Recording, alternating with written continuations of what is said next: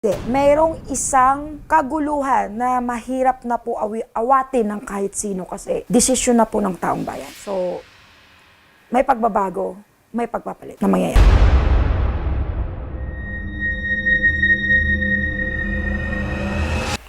Hello po mga ka-PTV, sa video na ito ay tatalakayin natin ang nakakatakot na pangitain sa lugar na ito ayon sa mga visions ni Madam Rudy Baldwin. Pero kung ikaw ay hindi pa nakasubscribe sa aking channel, baka naman.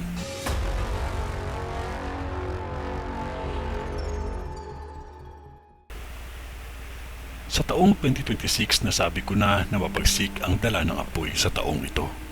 May sunog dyan na mamilyari sa lugar na kung saan pagmamasdan mo ay kasa ang forma at makalumang ayos. Ngunit mabilis ang pagkalat ng apoy gawa ng gas at kuryente. Nasabayan pa ng hangin kahit pa mainit ang panahon. Kaya mas lalong lumala ang bagsik ng apoy. Maging maingat ang lahat ng mga naglalakad.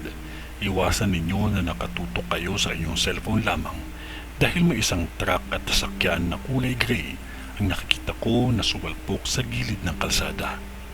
Parehong aksidente sa magkakaibang lugar. Ang isang aksidente sumalpok ito sa lugar na kung saan bakante ang lote, ngunit may nasawi sa kaganapang ito.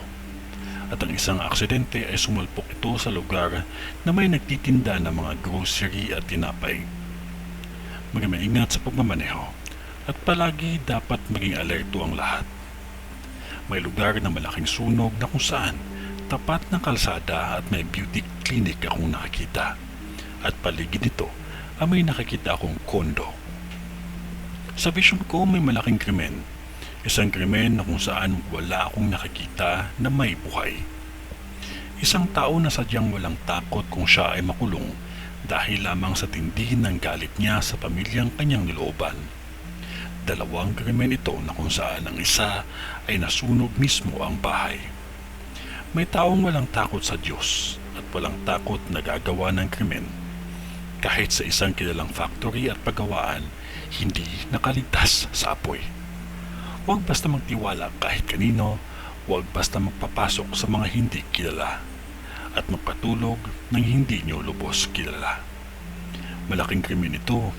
Pag-iingat at pagiging alerto ay mahalaga. Huwag makalimot na manalangin po tayo palagi dahil Diyos pa rin ang mas may makapangyarihan sa lahat. Ito ay ang vision ni Madam sa Makati.